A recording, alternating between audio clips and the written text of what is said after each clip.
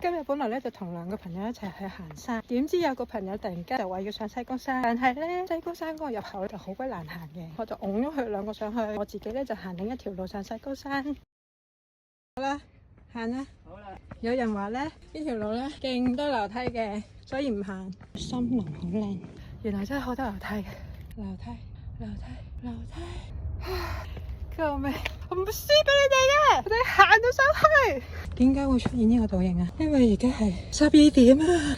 邊個揀12點嚟行山噶？吓，同我出嚟！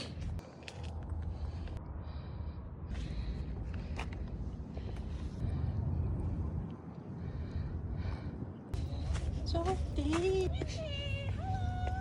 個人快啲落嚟！